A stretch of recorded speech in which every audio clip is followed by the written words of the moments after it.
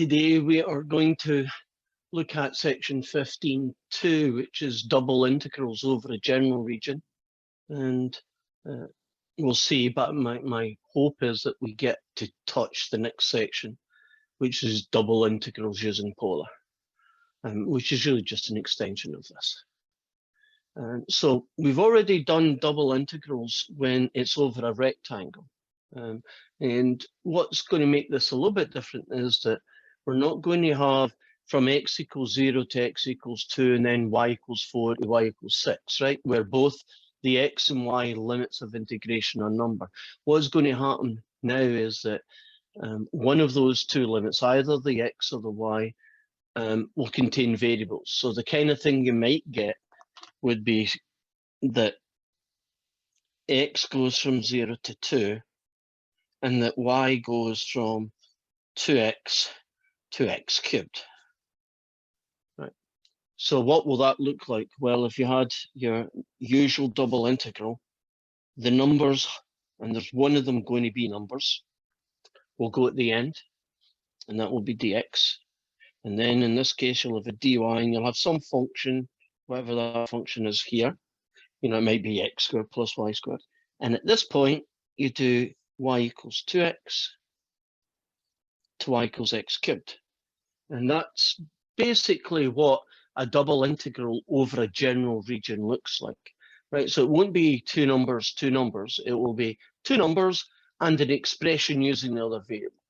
Now, it's equally possible that you might get one that goes y equals 1 to y equals 2 and x equals sine y to x equals cosine y of some function. But if you do it that way, the x's go first and then the y's go second, right? It still has the feature, right? Two numbers and the other one. Now notice the inside one, this one here, right? The limits of integration will be y equal a function of x, y equals a function of x, and this guy's a dy. In this case here, you see the dx, x is from sine y and x is from cosine y, so that works here. And so if this says y equals x cubed dy, if this says x equals some function of y dx, you see the location of the x and the y. That's why I tend to put these limits of integration. It's easier for me to make sure I get them matched up. Y's go here, x's go here. Another thing about these double integrals is that you cannot switch the order. You can't put the x's here and, you know, just basically switch places. You must always have numbers on the outside. If you don't have numbers, it's the last thing you do. Your answer won't have a number. Your answer would end up with a variable in it, which doesn't make sense because what we're essentially doing is finding the volume of a shape above a rectangle or a triangle. So it's a physical number. So let's return to this guy. Let's suppose, and we're basically looking at this, this is a skill building exercise. How do you set up the limits of integration? That's things that look like this for any general region. So let's suppose I give you a picture and I tell you in this picture that there is the region, and they tend to call them D. Last week, rectangles are called R, regions are called D. I don't know why you don't call them R. I would call them R, but who cares, right? Just a convention. Right, now I want to set up what that one there would look like. So let's get the other distractions out of the way. There are, in fact, two different ways in which you can set up the limits of integration for this shape. One of them is called type 1, and that's when you do vertical. So what I mean by that is, I want you to imagine my pen, because I don't want to write in this shape, and my pen starts here, and I'm going to scan across the shape. Now, if I do that, the x's will go from 0 to 2. We agree? At this point here, the x is 0, x is 1, x is 1.5, x is 2, right? We're scanning left to right. Now, if I take a random guy in that journey, so I guess I have to make a little rectangle. That rectangle has a bottom curve and it has a top curve. That's where you're going to get the limits of integration for the y. The top is the straight line. That's the big guy. And the bottom, in this case, is x squared. So there is your limits of integration for that shape. You see how it builds it? X is from 0 to 2, y is from top to bottom. Big guy top, little guy bottom. Right? Straight line top, x squared on the bottom. Now, some shapes, this is called type 1, if you're interested, because they do mention it occasionally in the notes. This is a type 1 region. A type 1 region, the limit on x's is numbers, and things are done as vertical rectangles. How about this second situation, where you have, let's say you have a curve going like this. So that would be x equals y squared. Right? And maybe you have a straight line going like that. And that would be x equals y. It'd also be y equals x, but I'm calling it x equals y. And we want this region here. Well, I could do this region horizontally. Oh, by the way, I need to know that guy who happens to be 1. I need to know that guy is 0. So if I wanted to describe this banana shape, and I'm going to do it as a type 2, right, horizontal scanning, right? Start at the bottom, y would be 0, and I'd finish at the top, 1. So y would be 0 to 1. And the x's then would be from one end of that rectangle to the other. Okay, now, which one of these two technically is the biggest? Well, the one that's furthest away from the y-axis, right? So this straight line is the big guy, and this curve is a little guy. So furthest to the right, big, not so far from the right, small. And that would be this region using a horizontal scanning. And this is called type 2.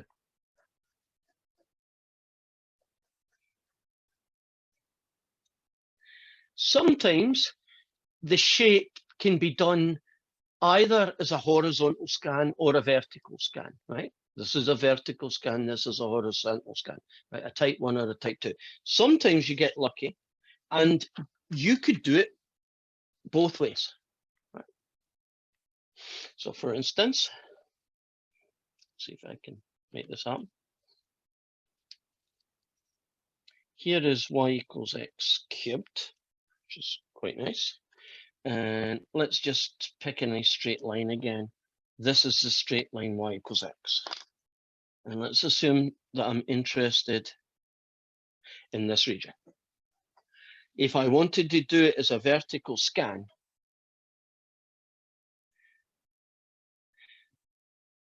the x's would go from 0 to 1. And the y's would go from top guy, straight line, to bottom guy, x cubed. Are we comfortable about that region being described by this limits of integration? X going from 0 to 1, y going from x cubed to x. And I just did that, right, vertically. But I could, with a little bit of algebra, change that. This guy here, for instance, can be written as x equals the cube root of y. And this guy here can be written as x equals y. So if we had the same situation, right, only now I'm going to call this guy x equals y, and I'm going to call this guy x equals the cube root of y.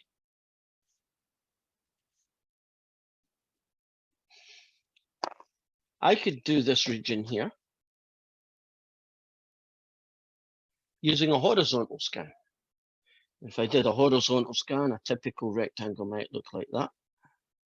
And I would be scanning from y equals 0, a half, a 1, 3/4, all the way up to there. So the y's would go, in this case, 0 to 1. And then the curve would be the biggest. So that would be x equals the cube root of y. And the straight line would be the smallest. And that would get me that. And that set of limits of integration would describe the exact same region. Okay. Now, some shapes, only one way around works. If I did this shape, right, this combination, can you see that verticals work, right? If I try to do this horizontally, watch the problem. I'm part of a curve, and then I turn into a totally different shape, right? It's not from one side to another, right? It's not from one curve to the next. It's the y-axis with the curve and then the y-axis. So that would only work the way it's done. On the other hand, if we went back to this one, I scanned this one horizontally. Could I scan this one vertically? Could I go this way? Right, I'd start at 0 and I'd finish at 1. All I'd need to do would change these guys into those guys so that I could get the limit of integration. So starting at 0 and 1. And the curve is big and the straight line is small, so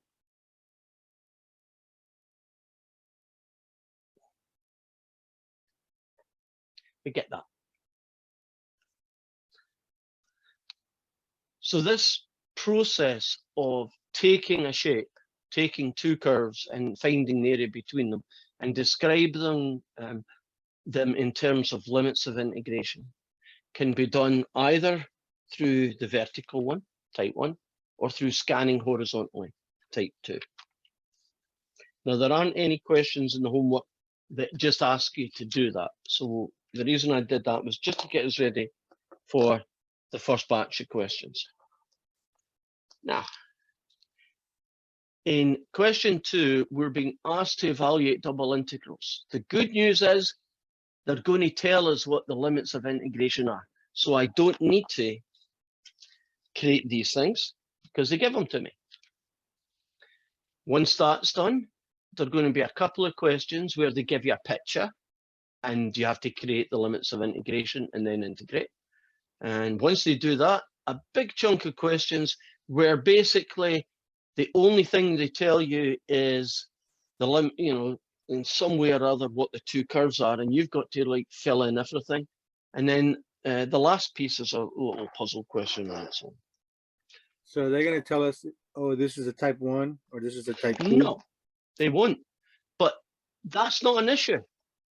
If you can do it both ways, right, type 1 or type 2, then 9 times out of 10, whichever one you decided to go for will work totally fine. Now, 1 out of the 10 times, the integration's so ugly that you might choose to go the other direction because the math comes out nicer, right? But in many ways, after you draw the picture, you'll kind of know which one, vertical or horizontal, right? Type 1 or type 2 makes most sense. But let's jump right in. First one I'm looking at right now, or at least my version of it, says x equals 1 to x equals 8.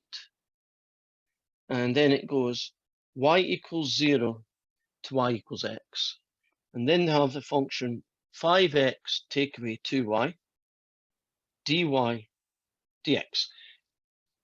And I've just realized that wherever I am, I'm not in the right place. So let me find where the right place should be. There we go. Right, now if you think back to last week, wouldn't the only difference in this question be that would be y equals 0 to y equals 5, right? Okay, so if you're given everything, Simply what you do then is, for the most part, do what you would have done last week. I'm going to integrate this with respect to y. Well, 5x gets me 5xy, and negative 2y gets me 2y squared. Are you comfortable with that? Integrate 5x with respect to y, you get 5xy. Integrate minus 2y with respect to y, and you get y squared. And then you evaluate it at y equals 0 and y equals x. So the only real difference here is that these are not both numbers. Now what we do is replace the y by x. So let's see, you get 5x times x, take away x squared, minus a whole load of zeros, dx. So we have x equals 1 to x equals 8. That guy is 5x squared. 5x times x is 5x squared. Take away an x squared. I've now got that guy. And that's a Calc 2 integral, so there's nothing too weird going on here. Add 1 to the power, divide by the new power. So it's going to be 4/3 times 8 cubed, take away 4/3 times 1 cubed. 8 times 8 is 60, 255. 4 times 255 is 1,020, I believe, over 3. And does that go anywhere? Oh, that does go somewhere. It looks like it's 3.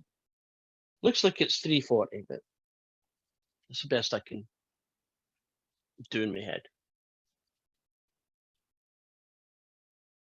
Right, so if they give me the limits of integration, integrate with respect to y, and then replace y with x, y with 0. If you do that, you'll be left with a function that has nothing but x's in it, and then you integrate.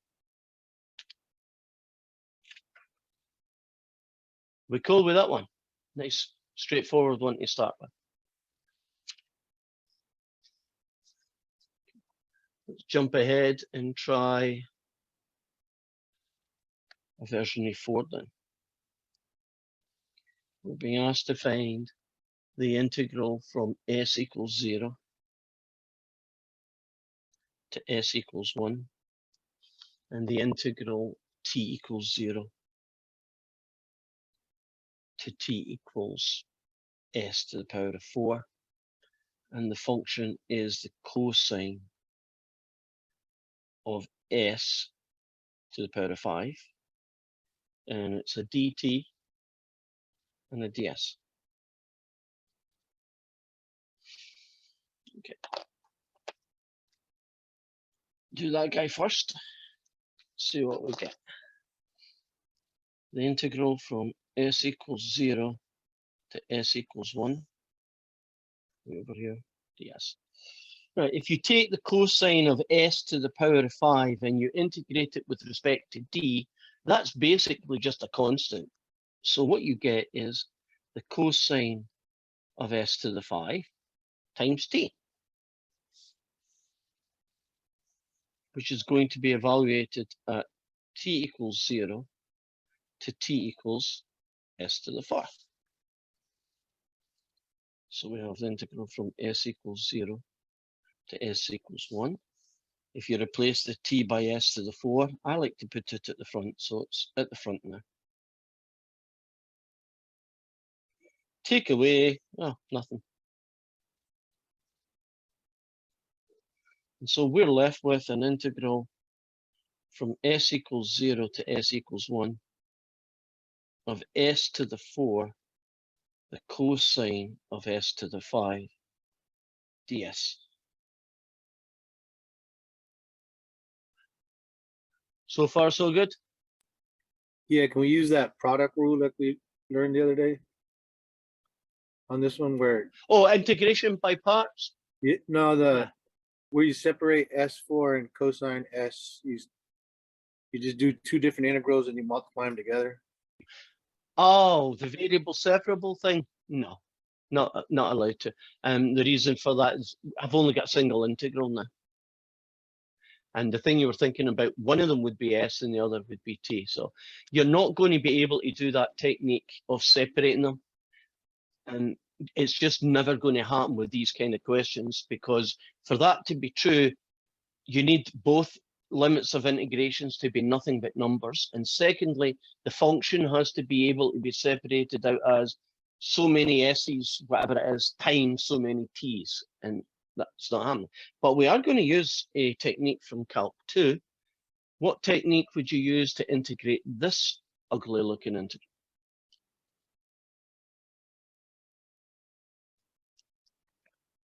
U sub. And the U sub is that guy. So we'll differentiate it with respect to S. And we'll get that guy. And then we'll do the crossover, which is that guy. And then I'll divide both sides to isolate the ds. So pretty standard U sub.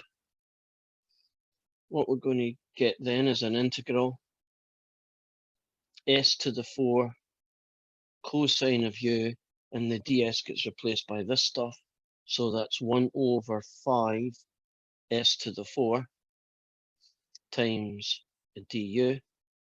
The s to the 4's cancel, so I have 1/5 cosine u du. Integrate a cosine, you get a sine, so I get 1/5 sine of u, which I convert back to the s's.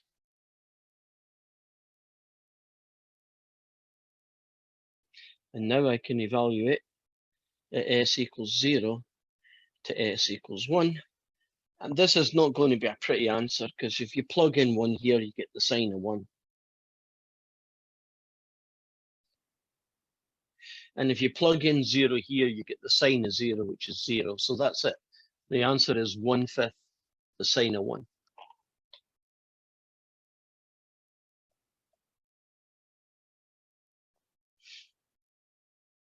Any questions about that one, or are we good?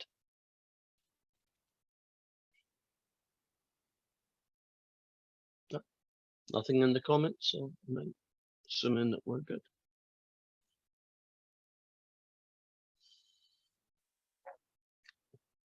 Right, the last one of this type, where they give you everything that you need, and it's really just the algebra to get the answer, is question 5.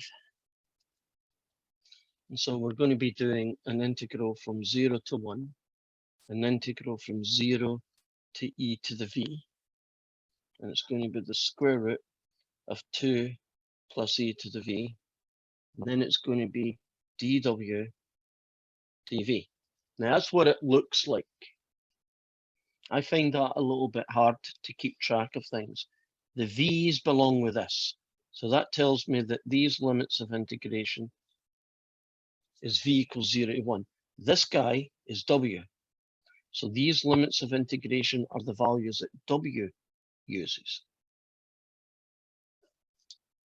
And for me, at least, that is worth doing.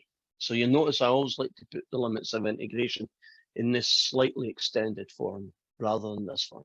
Some people are quite happy with that, and that's great if you are, but I'm not. So it looks like we're going to have to integrate this thing with respect to w, right? So put a little bracket around it and see where it goes. So it's integral from v to 1, whatever that is, dv. And now we just focus on this. Well, this expression is ugly, but it doesn't have any w's in it. So as far as we're concerned, that's like 5. So if you want to integrate this with respect to w, all you get is this guy. And I'll stick the w at the front because it looks nicer.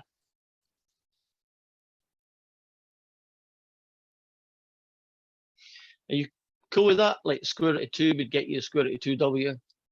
That's basically a constant. So if you integrate it with respect to w, you take the constant and tag a w on it.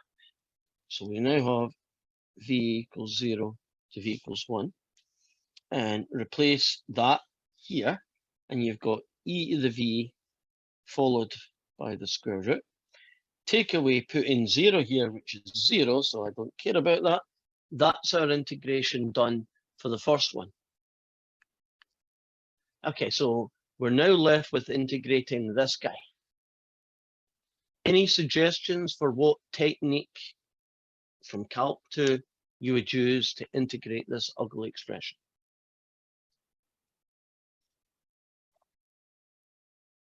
U sub. And would you agree that the u sub is the guy inside square root?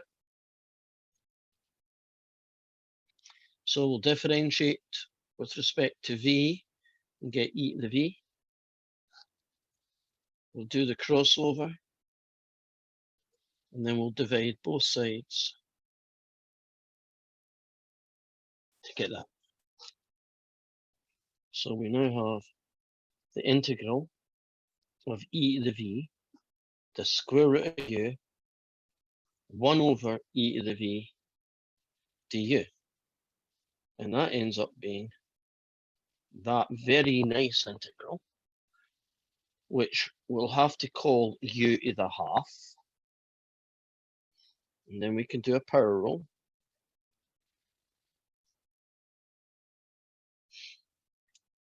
And then we could make it look pretty. And then we would replace the u with 2 plus e to the v cubed. And at that point, once we're back to the v's, we can then evaluate it at 0 and at 1.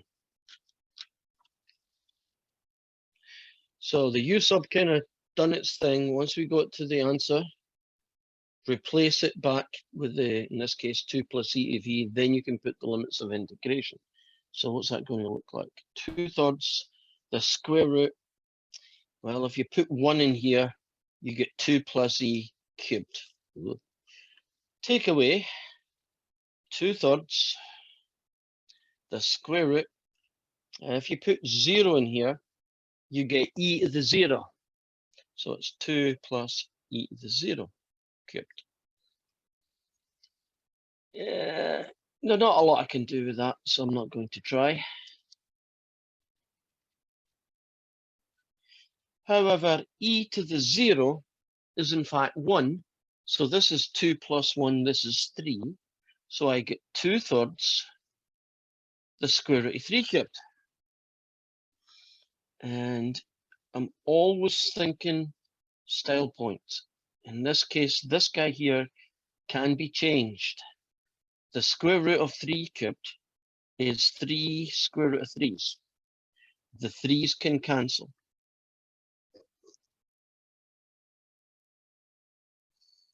And that leaves me with that guy.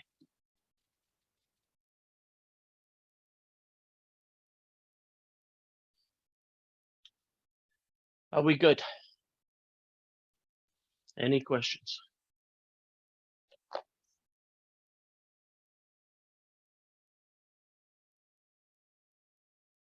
The devil is in the details with these questions. You know, how you fight through this thing to make it as pretty as it can be.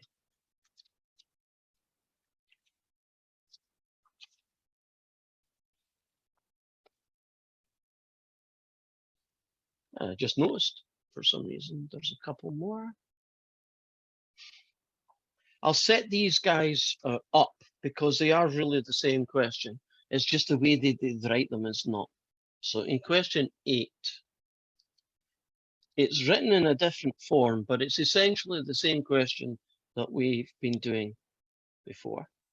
They have this guy, they have a dA, and then they tell you the region D in set builder notation.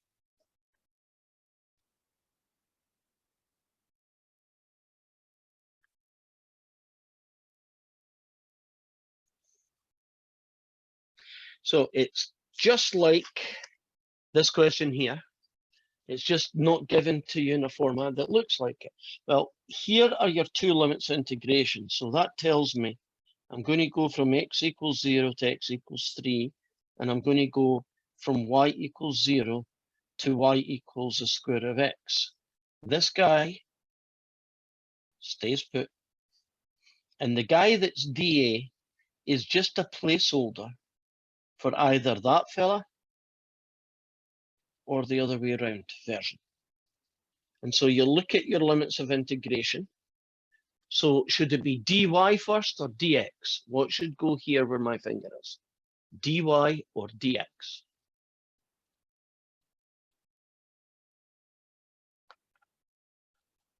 dy. Yeah. If I cover this guy up, do you see why it is dy? The limits of integration are y's, that's a dy. If the limits of integration are x's, that's dx. Can you see the middle growing outwards? Right, that is now just like the 2 or 3 questions we just did a moment ago.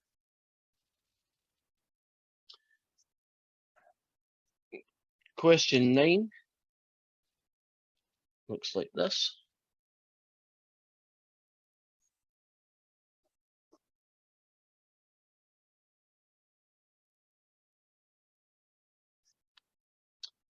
Y is between 0 and 4.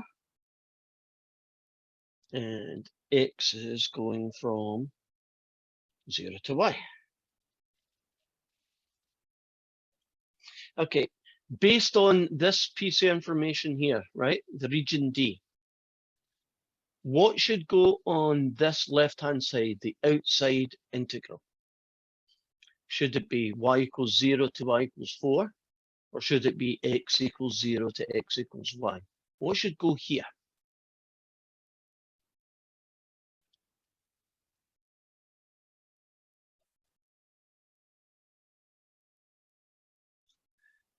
You are not allowed to split them apart in any question. So question 8 is not variable separable. I know that there's a y and an x squared plus 1, but the reason it's not variable separable is because of these guys. So here's a rule for you. If it's a general region, you can never separate the variables, right? So a general region has at least this guy here in it, right? You just can't do it. Now, what was the answer to who goes here? We got anyone? Can you explain why though? Like why does having the y equals square root of x prevent us from having it? Okay, mean- let me try one. Let's suppose we had x equals 0, x equals 1, nothing too surprising. Let's have y equals 0, y equals x squared. And let's have a very simple thing that could certainly separate in last week's. Now, if that was 0 to 4, this would separate, right? Dy dx, okay? Now, let's see what we would do if we were going to separate it. Well, you'd put an x there and a dx, right? And you'd put, what, y equals 0 to y equals x squared, and you'd put a y and a dy. That would be, if it was possible, and I'm telling you it's not, but isn't that what it would look like if you separated it, right? Nothing wrong with here. You get a half x squared, you'd eventually get the answer a half. Oh dear. You would get 1/2 y squared, evaluated at y equals 0, evaluated at y equals x squared.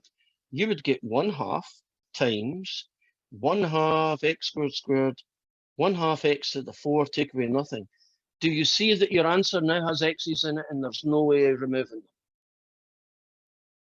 A double integral generates a number, and the reason it generates a number is it's really representing a surface, right, in the xy plane that's being projected upwards.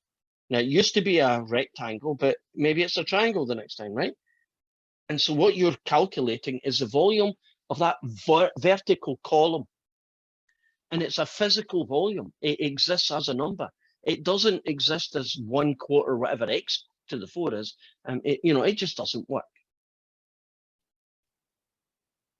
Is that convincing? Sure. Right. So since it ain't possible, we just don't do it. Right. Anybody want to have, I'm giving you the last chance. What would be the limits of integration on this one where my finger is pointing? It's gonna be your numbers. No Okay. letters. No Nailed variables, it. just numbers. And always the case, right? That's the way it must always be.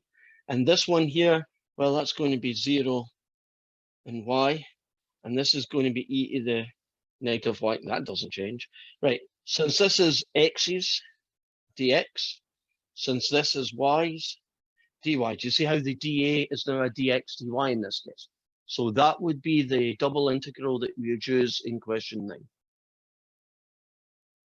I believe if you do that one, the first one just ends up being x e to the minus y squared, and the next one ends up being a u sub.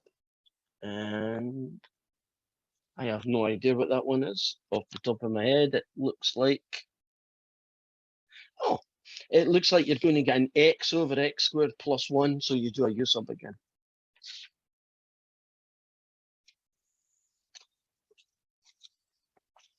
So what we've kind of done here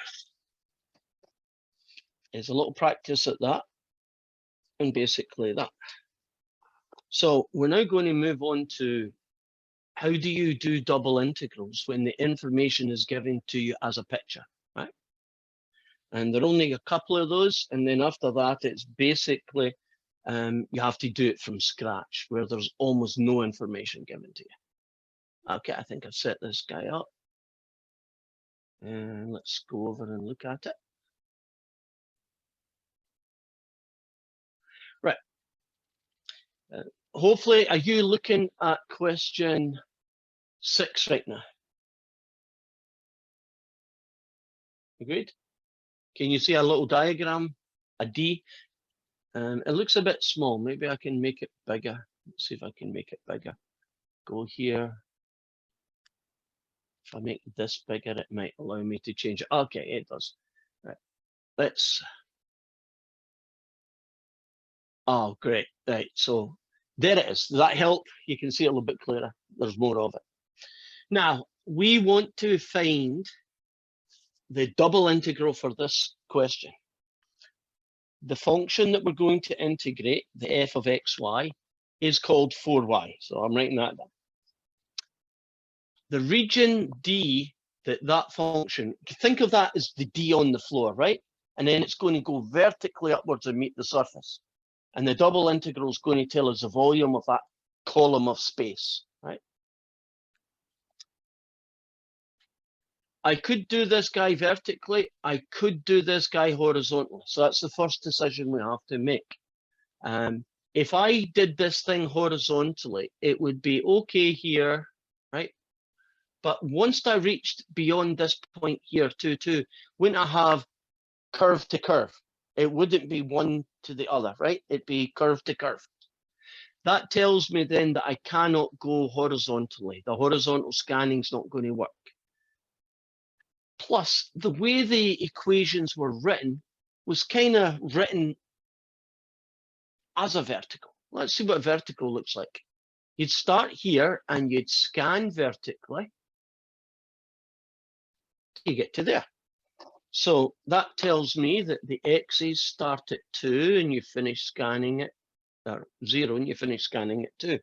So the x's go from 0 to 2. And if I do a vertical rectangle, let's say here, would you agree that the curve is the big guy? So the big guy is 3x take away x squared on the right-hand side, and the straight line is the small guy. So let's show you what I've just written and where it all came from. That was the equation of f of xy. That's the guy we're going to integrate. The x's, picture looks something like this. The x's start at 0 and finish at 2. And then if you take a rectangle, the big guy's the curve, the little guy's the straight line. That's everything that we need then to set up the double integral. It's going to be the integral, numbers on the outside, x equals 0 to 2. It's going to be y equals small guy, x, big guy, 3x, take away x squared. Function, 4y. This guy's in y's, this guy is x's. I've now set up the double integral. Are we comfortable about where all the pieces came from, right? The function 4y goes here. The picture that they gave us looked like this. Doing it vertically 0 to 2 for the x's and curve to straight line for the other guy. Now, integrate with respect to y, then integrate with respect to x. I'll do half of it. So I'll do that piece. So the integral goes from 0 to 2. If you integrate 4y with respect to y, you get 2y squared, evaluated at y equals x and y equals 3x take away x squared dx.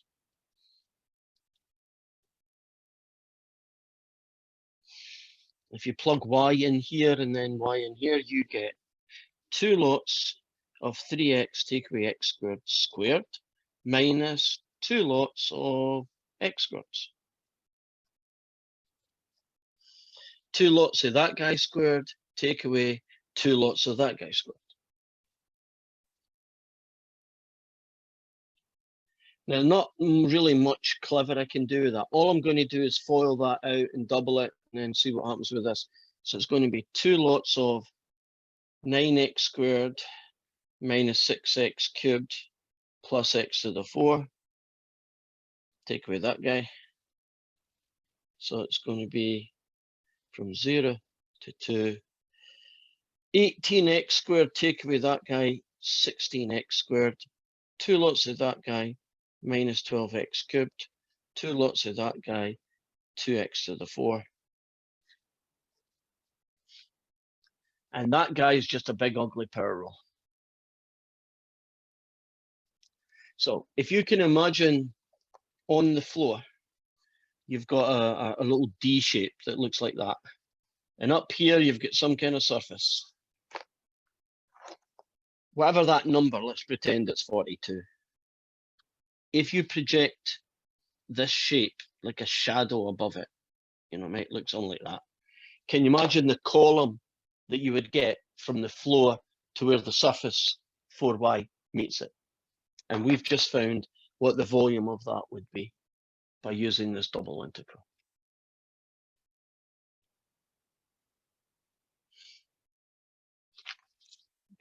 Now, question 7, I'm going to do a version of it here.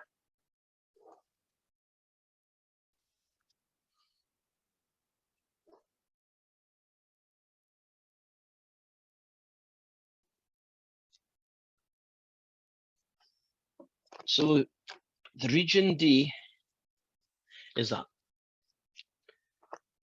I want to just focus right now on getting the limits of integration for this shape. Now, if I try and do my rectangles vertically, do you see that up to this point, it's this straight line in the floor, but from this point onwards, isn't it a totally different line? That means I cannot do vertical. If I wanted to do vertical, I'd need to have a triangle that looks something like this, so that every vertical rectangle, one side would be on this line and the other side would be in that line. Can you see that vertically that's not going to happen? So this shape is going to have to be done horizontally. Right, if I do it horizontally, can you see it goes from one slight, one angle line to the other angle, and it goes all the way up to there. So I now know that it's y equals the bottom, 0, to y equals 1. Now, there's a lot more information that is missing. I need to find the equation of both these lines, because these equations are going to fit in here and here. Secondly, the equations that I want have to be written down as x equals y plus 1, x equals 2y, that kind of format. So I'm going to focus on this line here first. Not a hard one to do. Would you agree this passes through the origin, passes through the point 1, 1? wouldn't this line be y equals x? Which is the same thing as x equals y. And I can tell that that's the big side and that's the small side. So I know that on this side, x equals y goes in. Now, if I now focus on the second side, which is this side here, I want to find the equation of this line. Typically, it's easier to find the equation as y equals and then rearrange it to become x equals. So I know it passes through there, I know it passes through there. So I should be able to get its slope just by counting boxes. It's 1 by 1, so it's a sloping -1 because it's pointing down the way. If I choose the point 1, 1 and call it that guy, I can then use the point slope equation to find out what the equation of the green line is. And it's y take away 1 is -1, x take away 1, y minus 1 is minus x plus 1, y equals minus x, add 2. So that line has the equation y equals minus x add 2. But the problem with that guy is I don't want to know it in terms of y. I want to know what that is in terms of x. So how about adding x to both sides and subtract a y? Or if you don't like that, do some other version of it. So I now have that guy. So basically it goes from the line x equals y to the line x equals y minus 1. We just don't put those guys in. That does the job. Now the question then tells us that the function we're going to integrate is this fella. So I'm pretty much ready to go then. The y's go from 0 to 1. The numbers always go on the outside. And the x's go from y to x equals minus y add 2. That guy is him. That guy is him. And since this is x's, and then this is y, that's the order that we're going to do it. And then you double integral, and you are good to go. Okay, quite a lot going on in that question. Is there anything I went too quick for you and you'd like to see again?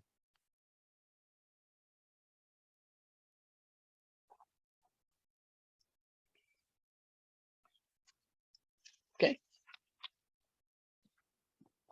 That takes us through this one.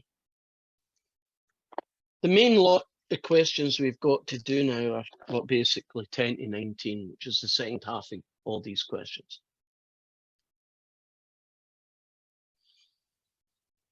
And the questions that they give you are limited information. They give you enough to do what you want, but you have to fill in the limits of integration. So I'll start off with 10. No, we'll do every, whatever. We're being asked to find this double integral over a region D. The function is y and the dA.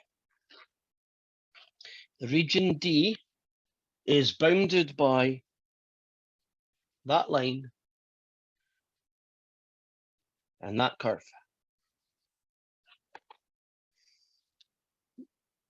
So what I'm going to do now is I'm going to sketch that fella. And the way I'm going to sketch it is by using Desmos. So you're going to bear with me while I figure out where Desmos is hiding. Because right now I've got a big picture of you, John. And as handsome as you are, you're not helping. Right? So I'm going to exit full screen and see it. There we go. I found Desmos. Now kick back in. Here we go. Oh, I take that back.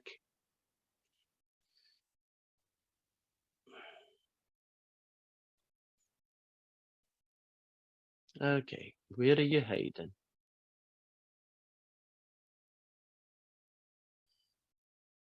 I should be able to do it. Oh, there we go. Right, there is Desmos. So I need to set up the limits of integration. I need to find out what D looks like. And they gave me the information in a way that's kind of mixed up. They gave me a straight line, y equals x minus 6, which is that red straight line. They also gave me a curve, x equals y squared. Now, if I move this fella around a little bit, there, I can tell where the region is, right? It's this region between the red and the blue, which is here. And I'm going to put a little click on that so I know that number, and a little click on that so I know that number. And I'm going to take a very basic sketch of that. That way I can point at things a little bit better.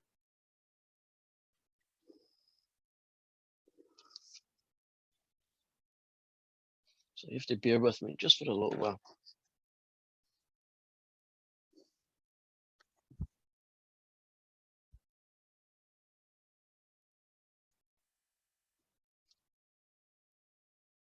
Okay.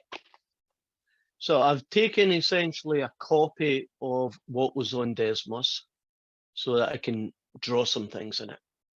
The region that we want is the region between the two. You agree? It's that piece there. Now we need to figure out how to generate limits of integration of this region D. So I'm going to see if I can do it vertically.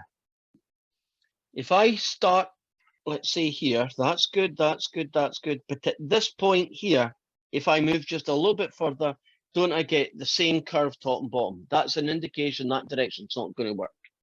So it looks like I'm going to have to go horizontal, type 2.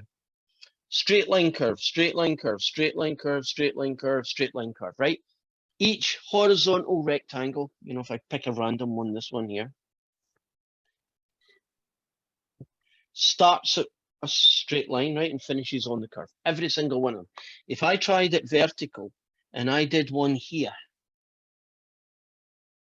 can you see that's curve to curve? Curve to curve is no good. Can't use it. So the y value starts at -2. And then I scan upwards. I finish at this point here, which I believe has a y value of 3. So we've got the y goes from small side to big side. Now, the straight line is given in that format. That's no good to me. I need to rearrange this guy, but it's not difficult to do. If you add 6 to both sides, you essentially get that. And if you really need to, you can rewrite it like that. So I know the straight line is x equals y plus 6. And at the small end, it's equal to y squared. So there is the limits of integration of D. Right, we've got all the pieces now. Let's set up our double integral. The y's are going to go from -2 to 2. The x's are going to go from that guy to that guy. The function is going to be y, and dA is going to be x's first and then y's last. That's the double integral that we're after.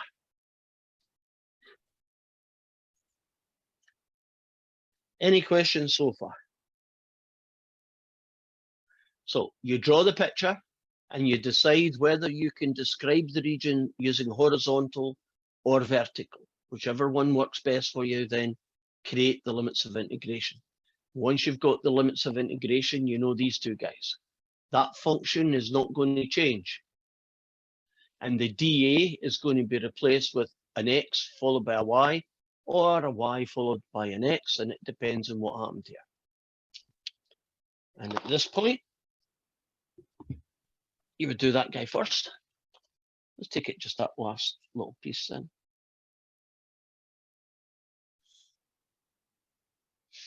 That should be, by the way, 3. It's 3. So if you integrate y with respect to x, you get xy. and you evaluate it from x equals y squared to x equals y plus 6.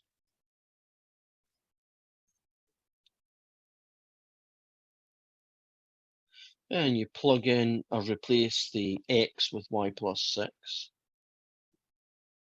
Take away, you replace the x with y squared.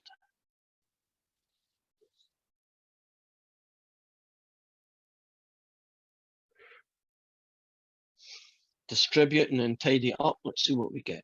A y squared plus a 6y, take away a y cubed, dy. Right, at that point, dot, dot, dot. Isn't that just a power rule? And you do what you need to do, and you'll get a numerical answer.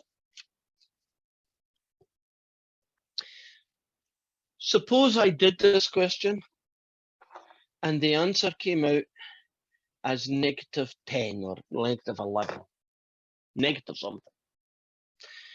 Since these things, at least what we're doing right now, are representing volumes, I can look at that and I can be quite worried, because I know that if it's a physical volume, it should be positive. Now, you could save yourself a little bit of time, because the most likely thing that you did wrong was that you switched the order, right? You put this guy here and that guy there, in which case the number will be correct. It should be 11. So if you're doing a homework question and you get -22, try 22 first before you start making your life awkward. And you are right, Thomas, this is a horizontal one. I don't know when you put that up, but you were correct. Okay. So a lot of these questions that are still to follow, a whole batch of them, involve us, one, using Desmos so we can see what it's like, which means draw this. From the picture, set up the limits of integration. Once you've figured out what the limits of integration are, set up your double integral, and from that point onwards, it's pretty straightforward. So let me randomly pick another one. Here is 13.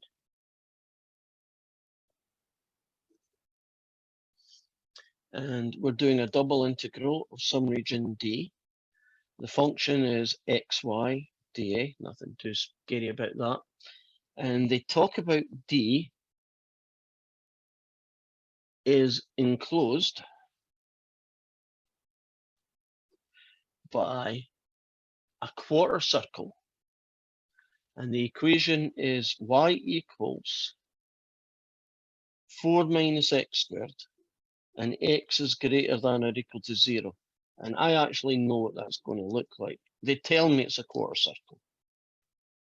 So it's basically that guy there. Now, if you plug it into Desmos, can you trust me to save some time? That's what your picture would look like. You agree? Quarter circle where the x coordinate is positive, which means it's this quarter, rather than any of the other quarters. And you might say, well, why is it not maybe the half, the quarter down here? Y is positive square root, so it makes it above.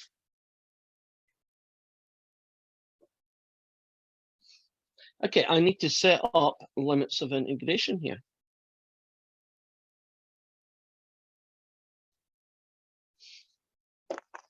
Okay, could I do it vertically? Type 1. Well, let's see. If I started here at x equals 0 and I scan to the end, yep, that would work. So how about 0 to 2? Now, if I do a random vertical rectangle, the bottom number for y is 0 and the top is that guy. So here is our limits of integration for D. So we can now go here and set up outside numbers first, inside, that guy. The function is xy. Since this is y, you do dy, and then you do dx. And we have now set up our double integral for this question. Do you want me to continue with this question, or is that good enough for you to be able to continue it yourself?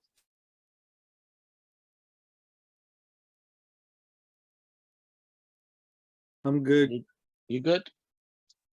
Right. By the way, when you do that one, it's not as ugly as it looks, because that guy ends up being squared and he turns into a slightly nicer term. So it's not as bad as it might seem. Let's just randomly picking them. Okay, how about this one? This is 15. We're being asked to find the volume, which is essentially what these double integrals are representing. And we've got a 3x plus 2y take away z equals 0, which is a little bit interesting. And the region D is a y equals x squared meeting up with an x equals y squared. Right, let's take care of this guy. This guy is actually, if you rearrange it, it's z equals 3x plus 2y. Can you trust me, if you add z to both sides, you got that. So this guy is the f of xy that you need.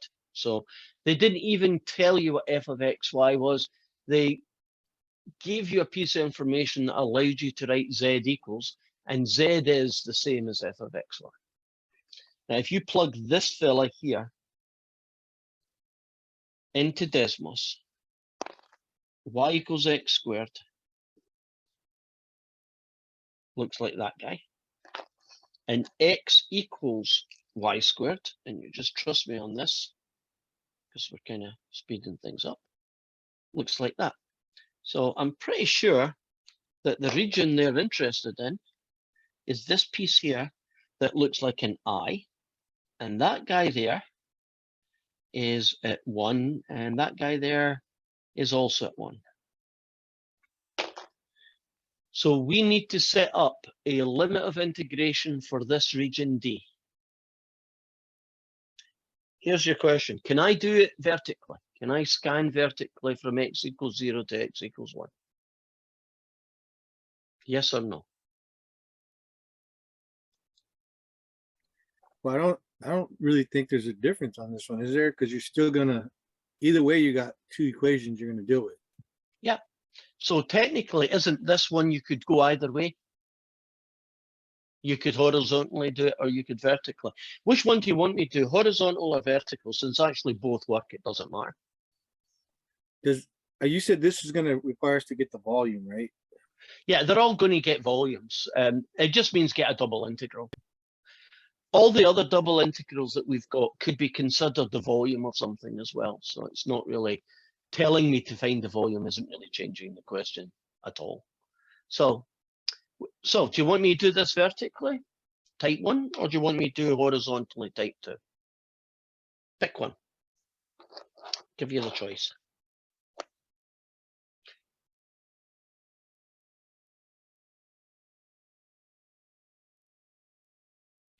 Anybody got a preference? Vertical or horizontal? Pick a direction. I think horizontal, just pictorially, it's easier on this one, I think. Okay, sounds good to me. So horizontally. Now, if you're doing horizontal, then aren't you going from y equals 0 to y equals 1, which is fine. Nothing wrong with that.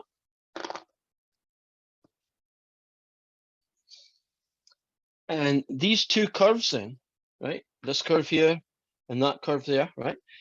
We need to do them as functions of y. In other words, x equals a function of y. Now, in this case here, would you agree that the red curve is the big guy and the green one is the small guy? So the green one is easy. X equals y squared, right? The red curve is written down in the format that's not really useful. But if I take the square root of both sides, can't I now say that x is just the square root of y? Are you happy about how I got the limits of integration going horizontally? We good with that? Yeah, what happens if you like pick the wrong one and you go through the problem, will you know right away? In this question, there isn't a wrong one. The other direction will also work, and so you won't have an issue. If you got one where the expression here was quite ugly, you'd probably find out right away when you were trying to do the integral that the thing was just either impossible to do or so ugly you don't want to do it. But there are a good chance that if it works in both directions, it will be equally ugly and equally correct. So it won't really matter. So what's the significance of this particular shape? Because I've seen this in other math classes where they give you this exact shape kind of. Is I there like think, significance yeah. up with that? I think the only significance is that it's really neat and nice, and it has ones and zeros everywhere. It just comes out as good numbers. There's no great significance to it apart from that. That makes sense. So what we have here then is everything we need, because there's D. And although it's a little bit messed up, isn't that the function? So I'm going to do a double integral. The numbers go on the outside. The x's are from the low guy, which is y squared, to the big guy, which is that. And the function, the f of xy, which essentially is the z in this case, goes here. There. It's all set up. Off you would go and do your double integral from that point onwards. Do you feel comfortable that that would work out okay? It'd just be various power rules, some with fractional powers, others without. Are we good with me leaving that, or do you want to see what the next line would look like?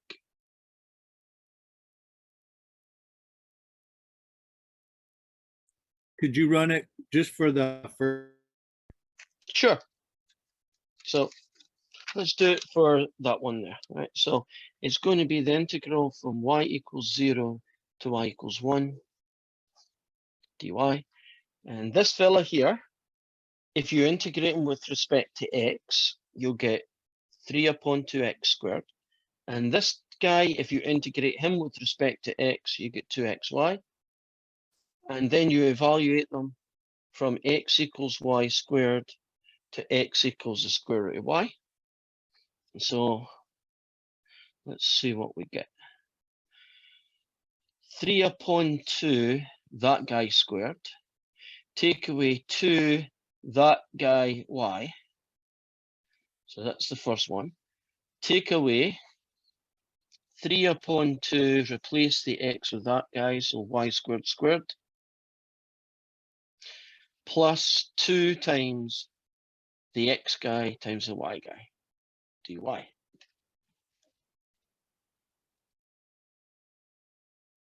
That's 3 upon 2y. That's ugly. It's a half and a 1, so it's y to the 3 halves. That's y squared squared, so it's y to the 4. And that guy is a 2y cubed. So what we end up with are various powers of y, one of which is fractional, the others are nicer. Power rule, power rule, power rule, power rule. Plug in y equals 0 and plug in y equals 1, and you'll finally get your answer. Are we good with that? Yeah, thanks. Okay. So let's see what else they have in store for us. Let me show you some of the questions, and that way maybe you could pick one that you think looks weird or just seems strange to you. I don't know. Are you looking at question 16 right now? I'm not quite sure what you're looking at. Yeah. What you 16? Yes. Okay, we're good then. Right. Now they talk about finding a volume. That is essentially what we've been doing all today, even if they haven't called it that. The double integrals that we've been finding could easily be considered to be just a volume of a column of space. Now, the function is that guy, and the region is described in this fashion. In question 17, when they say z equals, that's the same thing as telling you who f of xy is, right? So that's the guy that you're going to integrate. And all of this stuff here represents the region D on the floor for the most part.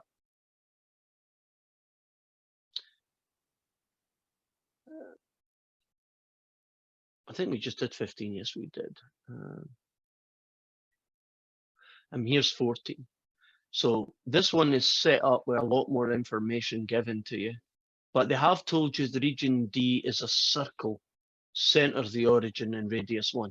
Is there anything in the 3 ones that I've talked about? So that would be 14, 16 or 17 that you want to see. Get something in chat. Okay. Anything here to tell me? Any particular one you'd like to see what it looks like? Any of those are great, to be honest with you. Right. They're all different and ugly in different ways, right? Yeah, yeah. Okay, let's do 16. It's the middle one. So they've basically told me what Z is, and that's really just code for what f of xy is. So I've got that guy and I'm writing it down. And I've got a region x equals y squared and an x equals 4. And now I'm going to return, and we're going to find out what that region looks like, because once we find out what it looks like, I should be able to do the limits of integration. Okay. So if I went to Desmos, you'll trust me on this, but x equals y squared looks like that. And if I put in the line x equals 4, can you trust me, it looks like that. So the region that they want looks to me like what, a backwards D shape. Right, now, do you go vertical or do you go horizontal? Because in this case, one direction works and the other doesn't. So what do you go?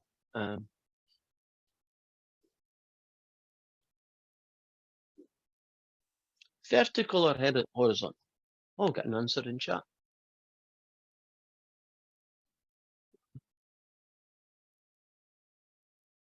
Right, after this one, I will do 17. Right, well, let's try it. If I do a rectangle vertically, there's one here. Can you see why that is a problem?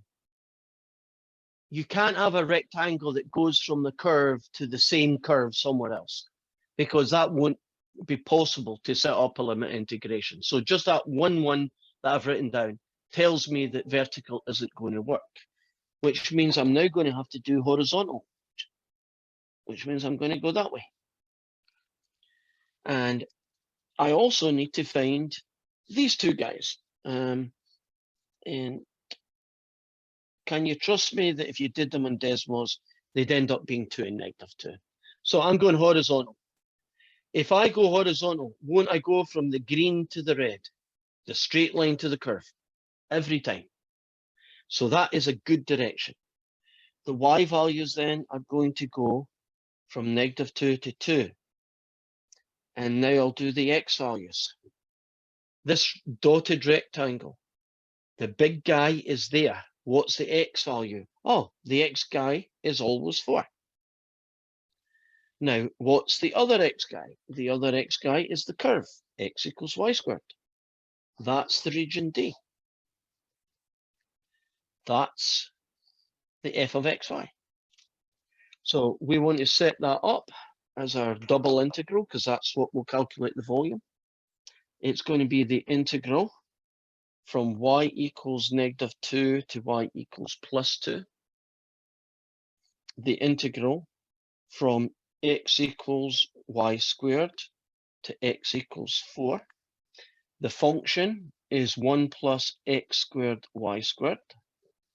X is first and y is second. Right, that's us set up the double integral. Are we good with that one, or do you want to see the first step? Are we good? Okay, somebody in chat, sign up. You were correct, Thomas. Okay, I'll assume that one is good to go. You just do the same double integral algebra that you do for all of them. Right.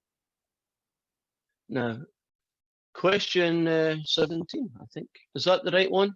Was it 17 someone asked for? Yes. Okay, so 17 gets the job. They're telling me the parabola, which is nice. And they're also giving me a whole load of stuff. And I'm basically just writing it down as it appears.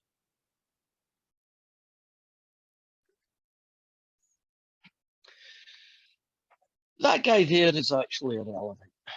And this guy here is our function f of xy. So the pieces that matter. Oh, why is this guy irrelevant?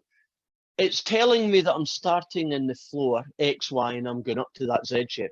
But since that's what we always do, typically what we always do, we don't really need to know it. So I'm going to use these three guys to generate the region D. Well, if you do x equals 0, y equals 0, and x plus y equals 4, can you trust me?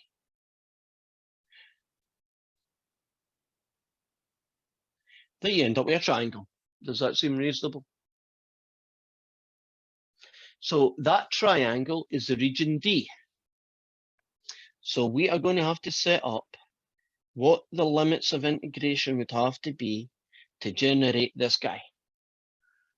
Now, in this case, can we do it vertically, type 1? Yep. Can we do it horizontally? Yeah, type 2. When you can do it both, typically it shouldn't matter. You'll get the same answer. Maybe one's a little bit less math than the other, but that's about it. I think in this case, the amount of math is going to be equal. They're not going to be one easier than the other. Right. Do you want me to go vertical or horizontal this time? Since this is either way will work, it doesn't matter to me. Anybody got a preference?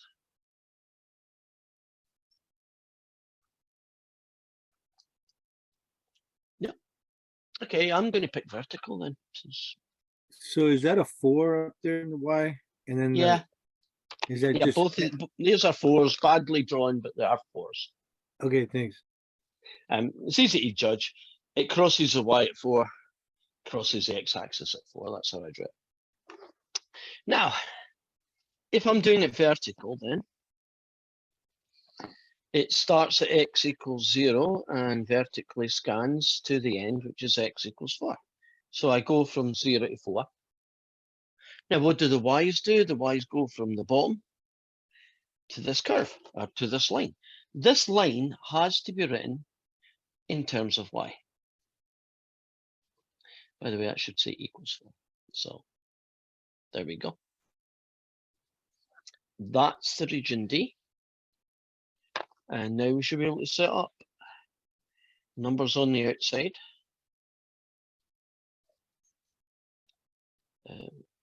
Y equals 0.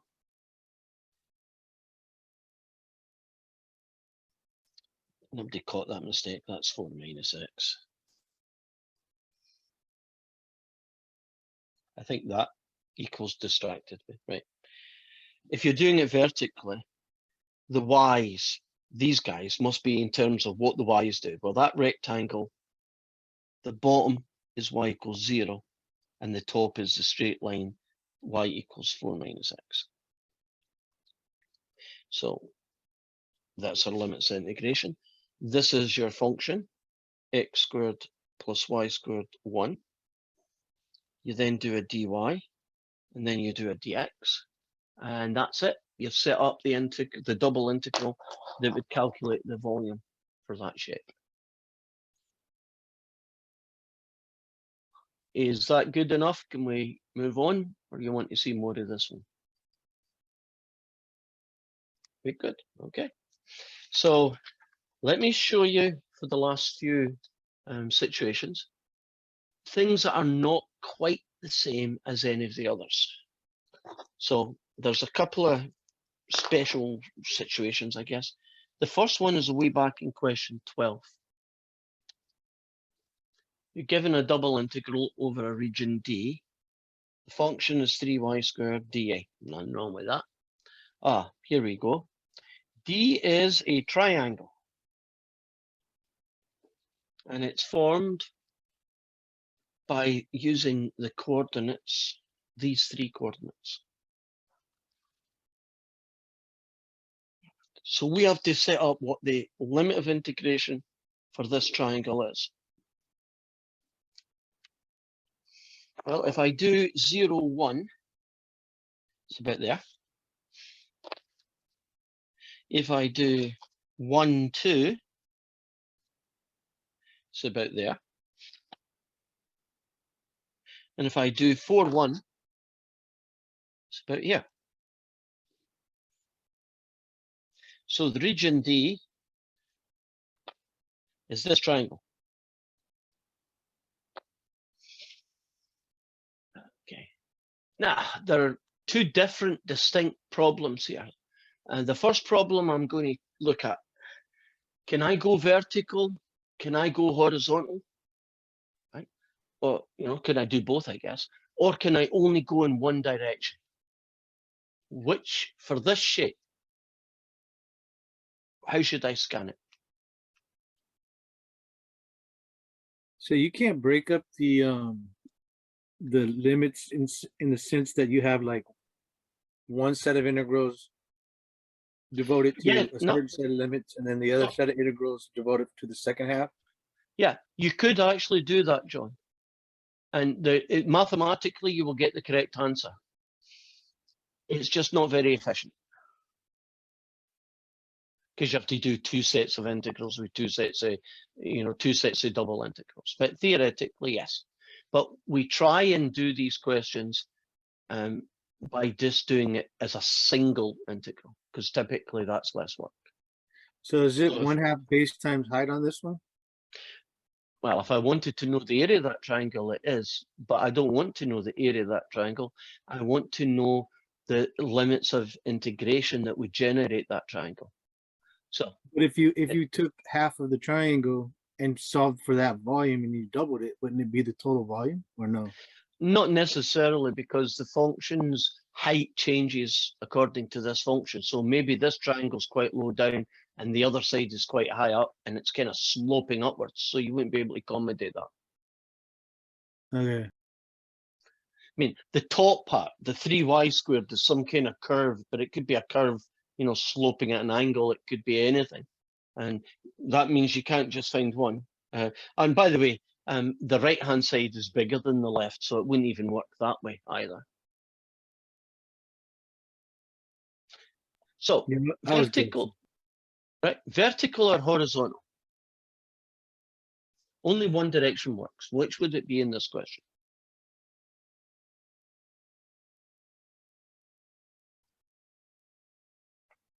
There's my vertical.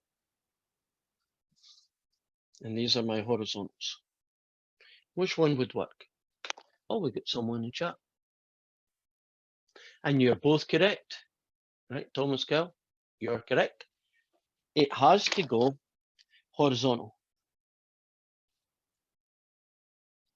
Because in this format, in this orientation, don't we go from one straight line to the other? So straight off the bat, I know that the y's are going to be from 1 to 2. And I said at the start here, there's two problems. That's the first one. The second problem is, don't I need to know the equations of these two lines? Secondly, don't I want to know the equations of these two lines written in the format x equals 2y plus 1, x equals 1/2 y plus 1, that kind of format? So that means that I'll put this guy here, 1, 2. I'll put this guy here, 4, 1. There we go. Let's find this line here, right? let's get its equation. Right, if you do rise over 1, it's 1 by 1, and it passes through 1. So this line here, right, this line here is y equals x add 1. I'm doing it the quick way. If you don't want the quick way, can't you use the point slope equation and eventually get that? Except that's not what I need. I need it to be written like that. So this guy here is y minus 1. Now, if you want to get this line over here, you could find the slope of this line. It's what, 3 for the range of 2, so it's -3/2. And then you could do y take away y1, m x take away x1. Let's use the 0.12. So y take away 2 is -3/2 x take away 1. Y take away 2 is this guy.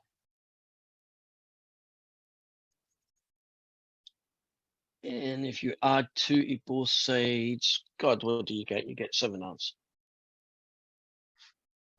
And if I wanted to know the equation of that line in the format y equals, that would be great. But I don't. I want the equation to be in the form x equals. So now I have to keep going. I have to subtract 7/2 from both sides. I'm now going to double both sides. I'm now going to divide everybody by -3. And that's the second one.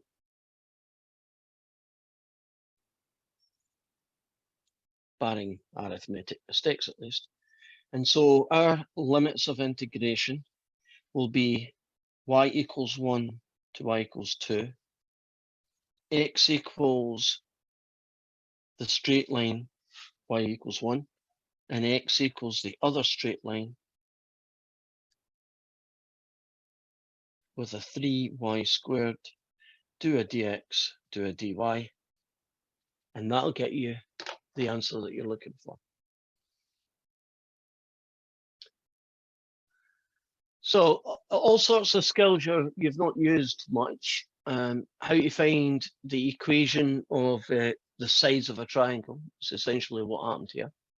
And I needed to know the equations of them because I needed to find the limits of integration. And just to make even messier, I needed to find the equations of the lines, not in their usual y equals x format, but in their x equals function of y format, which is these two guys.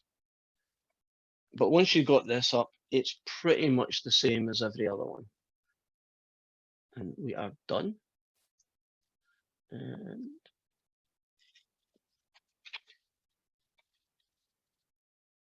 anything about that question before I move on? Are you happy that only horizontal works? And you're comfortable about how I got the equation of the two lines, which are these?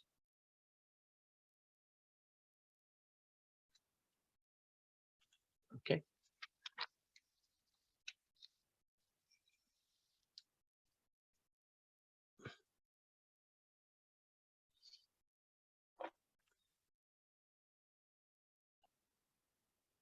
Two more of these guys to do. This is a version of 18. We're given a tetrahedron, or at least we're told that the shape that we're going to work with is a tetrahedron. And it says it's enclosed by the coordinate planes. So the coordinate planes are basically the floor XY, this side and that side.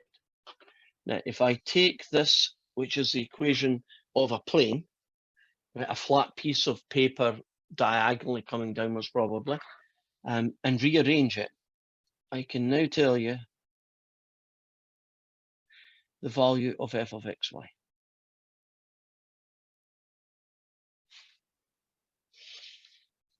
If I make x and y 0, that guy is 6. If I make x and z 0, that guy is 6.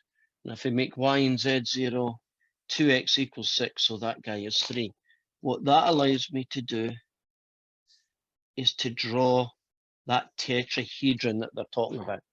Can you imagine that triangle with the floor and the two sides? It would make a four-sided, slightly pyramid-looking shape called a tetrahedron. We need to find the region D, and the region D is always the guy on the floor. And we already know this guy, so that's good. So I'm going to rewrite this guy in a slightly different orientation. It crosses the Y at 6 and it crosses the X at 3. And it's that piece there. And that's the region D that we are going to use to get our limits of integration.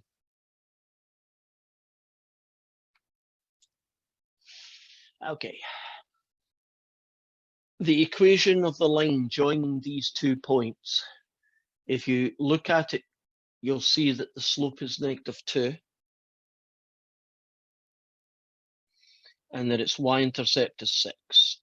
So if you can just trust me, but you can check it yourself, that straight line has a slope of -2 because it's pointing downwards and it's 6/3, and it has a y-intercept of 6. So there's its equation.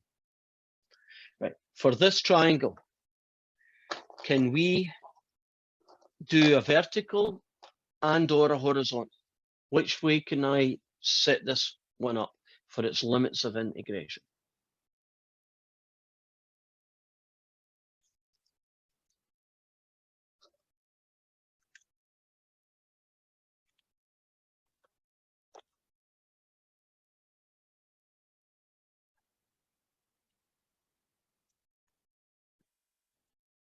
And someone in the chat, see what the answer is.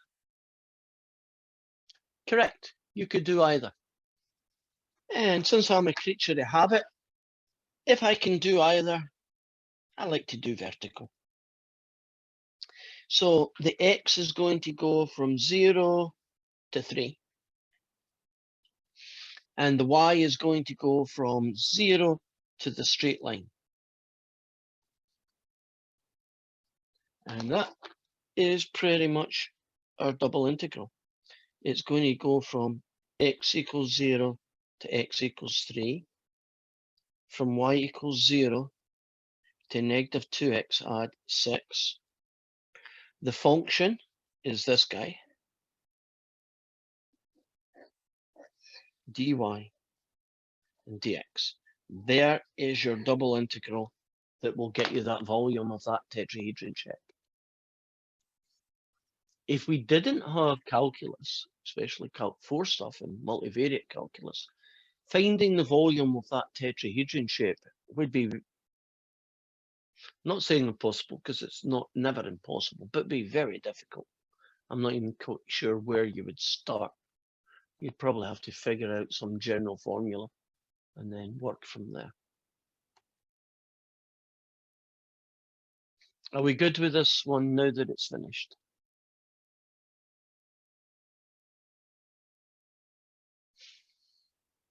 Okay. Let's show you the last one of this type then. Question 20. Find the volume of a solid by subtracting 2 volumes. So I have y equals 1 minus x squared, and I have y equals x squared minus 1, which is fine, because that's basically going to tell me the region D. If I rearrange this guy, I'm going to get z equals 2 take away x, take away y. And I'll just write the second one down and play about with it in a minute. So 3x plus 3y take away z equals 18. So we've got all the information. Let's see what it ends up looking like. Now they said find volume by subtracting 2 volumes.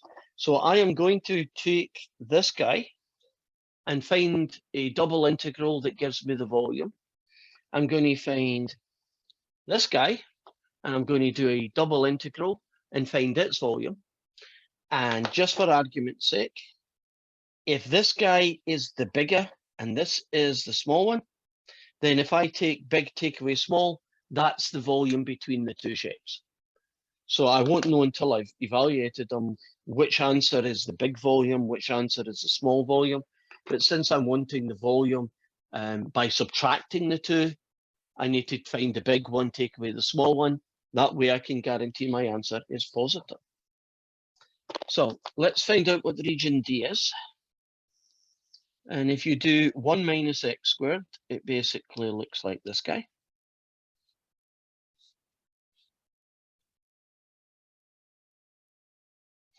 And if you do x squared minus 1, it looks like this guy. And so the region that they're wanting us to work with, the region D, is going to be that guy. Same question I've asked quite a few times. This one, only one direction works. Vertical or horizontal? Which one would you do to generate the limits of integration for that region D? Vertical or horizontal? Which would it be? Because only one of them works. And we got an answer in chat. And okay, let's try it. If you went horizontal here, right, this way, you would be on this curve at the start, and wouldn't you still be on this curve at the end? You see that horizontal there? That's bad news. That's not going to work. On the other hand, if I do vertical,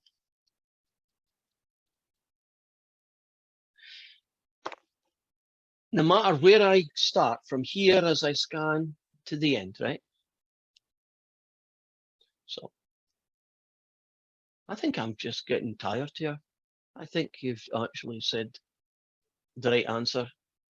I've just, yeah. This here is us scanning horizontally, right? That's the correct direction. And I'm getting tired. So the x's are going to go from -1 to 1. And the y's are going to be, that's the big guy. And that's the small guy. So there's the region D. Now, forget about the fact there's two different ones, and let's just focus on this one here first.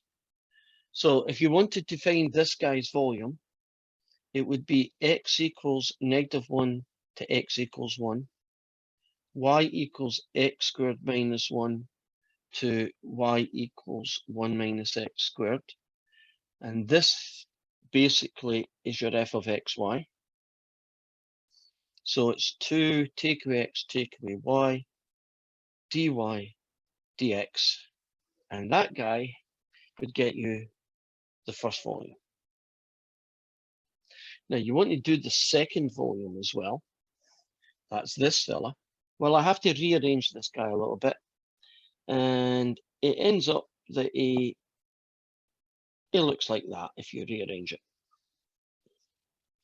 So it's going to be the same limits of integration, but with a different f of xy.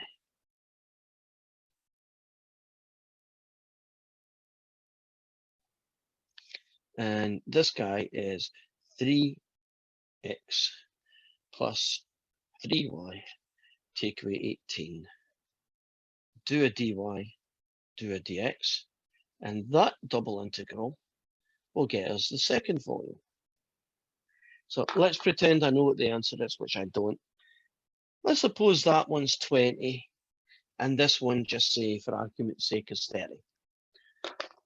Find the volume of the solid by subtracting two volumes. So the volume would be 30, take away 20, right? Subtracting two volumes, 10.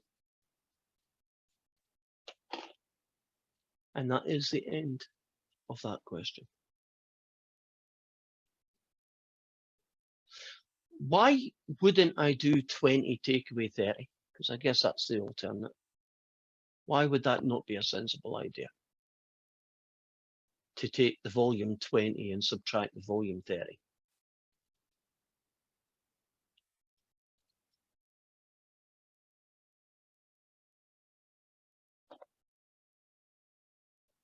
Because you're gonna get a negative value, right? Yep, Or- that's it, John. And we know that in the context of these questions, where we're finding a physical volume, the answer has to be positive. So we know that would not be the right way around. So that is basically section 15.2 done. So what I want to concentrate on, not a lot, but at least it's a head start, is the next section. And the next section is double integrals, but using polar. So what I'm going to do for what the 15 minutes or so that we've got today is just remind you about polar and show you the double integral using polar, how it works. So in polar, x is our cos theta and y is our sine theta.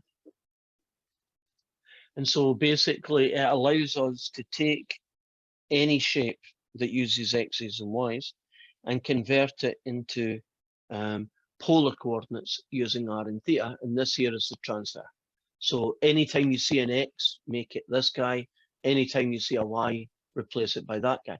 So essentially we're going to take an integral that has dx dy in it and convert it into an integral that uses the variables dr and d theta. Now this bit you just have to take for granted. The dx dy is going to get replaced in polar, and it's going to get replaced by a dr d theta, right? A change in variable. And it also has an extra little guy called r, so that when you do your conversion, right, your dx dy into this format, r dr d theta, you have to put that little r. Right now, you're just going to trust me that it needs to be there. Later on, we will do a thing called Jacobian, which is essentially the fancy version of change of variable for multivariate integrals, and I'll prove that to you. But right now, you just have to trust me. Now, when you describe a region, right, in polar, you tend to do it in terms of what r is equal to and what theta is equal to. And polar, questions that use polar are almost always, I can't think of an exception, maybe an ellipse is an exception, but pretty much you're guaranteed it's something to do with a circle. So let me take you through some pretty straightforward examples. Suppose the region D was a complete circle, radius 3. Then the r would go from 0 to 3, and theta would go 0 to 2 pi. So can you imagine 0 to 3 would draw the line and then you rotate it. So that's what a complete circle would look like. Okay. Let's suppose that I only use the top half of the circle. Suppose that's the region D. It's still part of a circle. The r value this time goes from 0 to the radius, always 0 to the radius in this case, right? Now the theta, right, you got to imagine in the way polar works is you start with an angle on the x-axis and you rotate anti-clockwise, and as you rotate, that's the various values that theta take. If you start off on this side, theta will be 0. What will it be by the time I rotate and go to this side?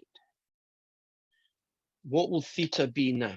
0 to what? Imagine a clock turning, the hands of a clock turning.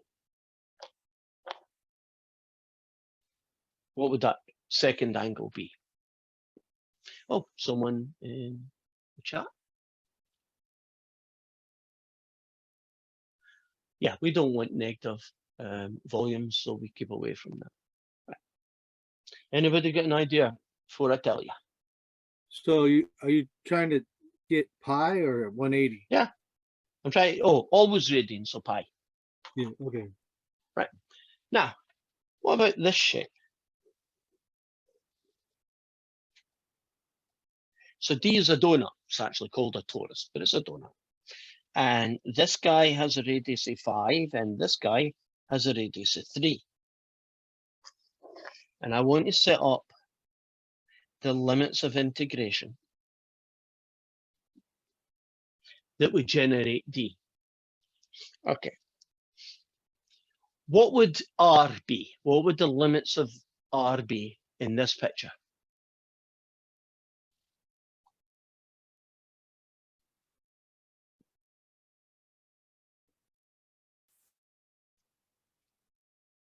So is it gonna be 5 minus 3? Not so much -3, just 5 to 3. 5 to 3? Okay. So if you imagine a radial line, which is a line from the origin projecting outwards, wouldn't the first radius be 3 and the last radius would be 5? And you'd be doing all the numbers in between. So it's basically 3, 5. Now, what would theta be to generate this shape? Well, you start off at 0, and wouldn't you actually do a complete revolution? So 2 pi. Okay, what about this fella?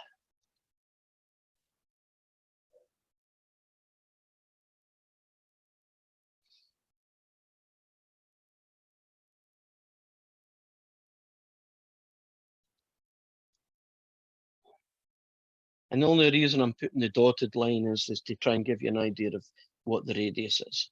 Right. Suppose we are interested in this piece of cheese shape, this wedge. And I need to know the range that R would take. I need to know the range that theta would take. Right.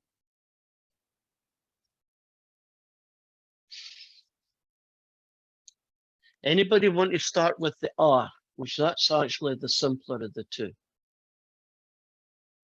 So if you draw a random radial line and you wanted to generate this shape, you'd start at R equals 1 number and you'd finish at R equals a different number.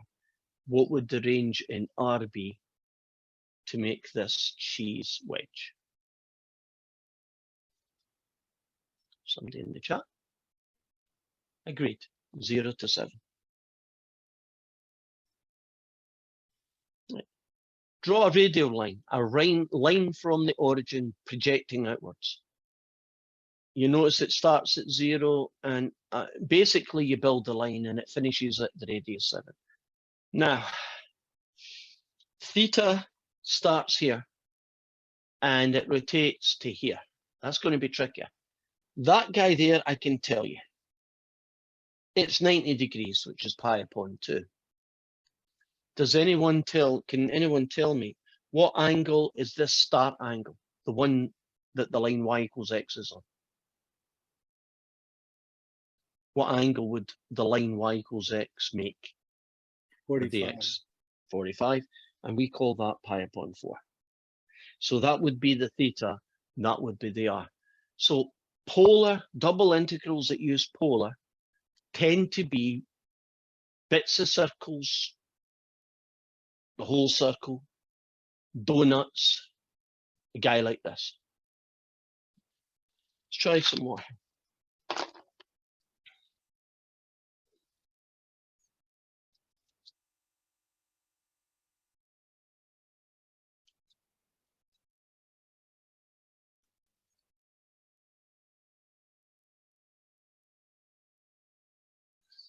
Okay.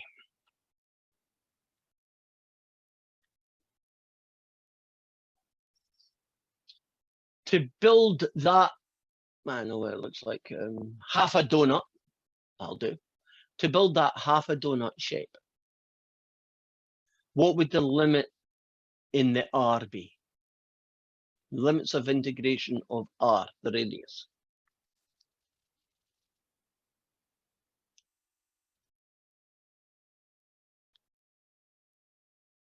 Oh, 2 people in chat.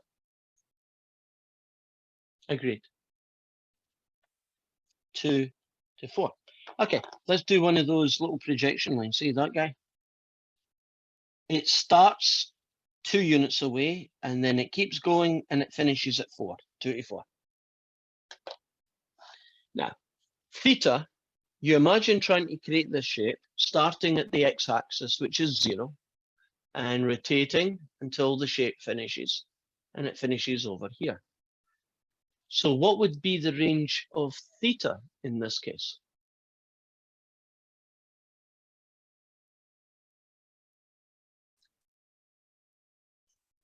So you're going to start here, which is what, theta equals 0, and you're going to rotate, and you're going to finish over here, which is theta equals somebody else. I think this is going to be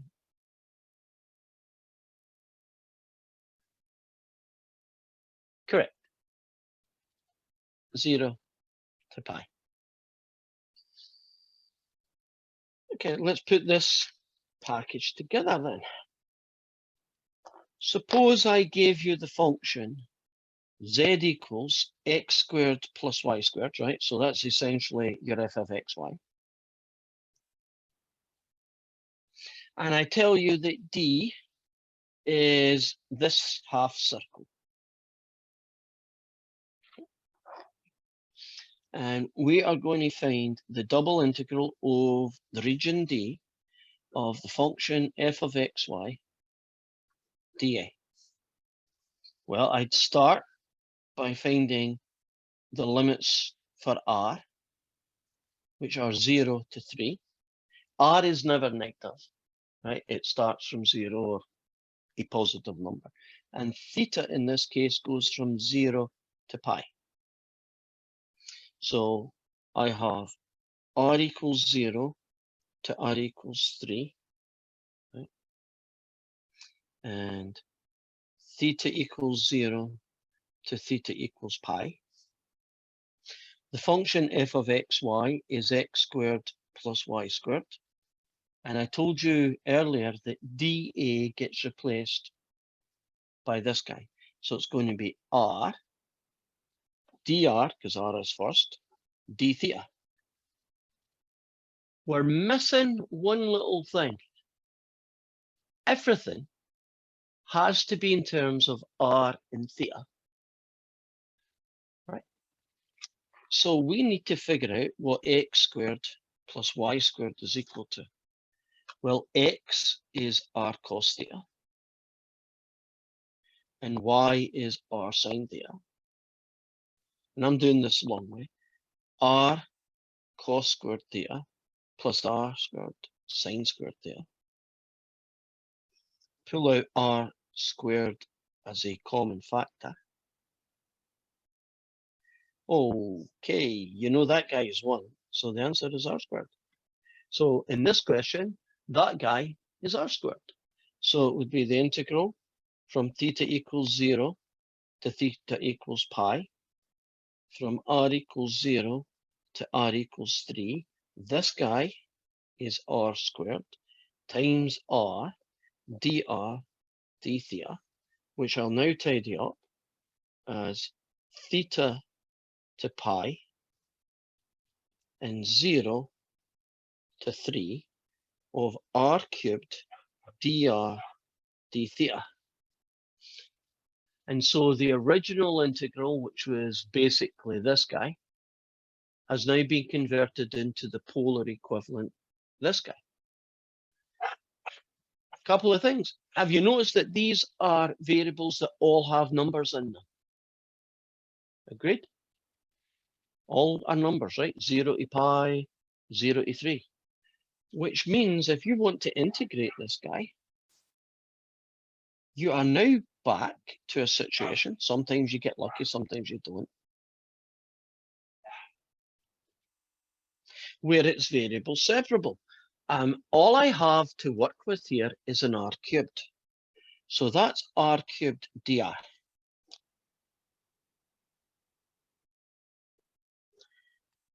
What, I have to be able to integrate something. What goes where my finger is for this question?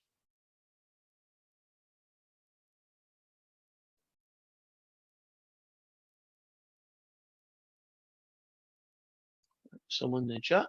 And correct. The answer is 1. And so you can integrate that and get what? Eventually you'd get pi. Did I say pi? Yeah, pi. And that's a quarter r to the 4, so it's 81 quarters. And so the answer would be 81 quarters pi. Now I'm going to, for the last thing, I'm going to keep everything the same except that guy. And z is now going to be x plus 2y. So the limit of integration is still theta to pi, because I'm not going to change what d looks like. And this guy is now going to be x plus 2y. And the guy here is going to be exactly as he was before. The only difference is that the expression with the x's and y's is not as nice as x squared plus y squared, which basically just turned into r squared.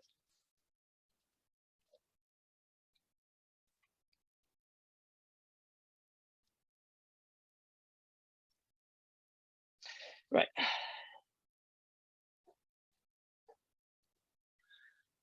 What can x be turned into in terms of r and theta? Well, we talked about that earlier. X can be replaced by r cos theta. So this guy is now r cos theta. And this guy is 2r sin theta.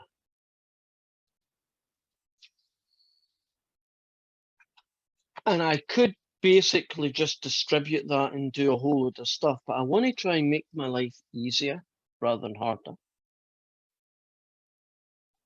So I'm going to do something that might seem a little bit weird, but actually is good. Can I pull out r as a common factor and then multiply it with this r? So what I end up getting is this guy. Are you comfortable pulling out an r and then times it by the other r to get r squared? Now, the advantage of doing what I've just done is, do you see that this is variable separable? And that tends to always generate easier to do questions.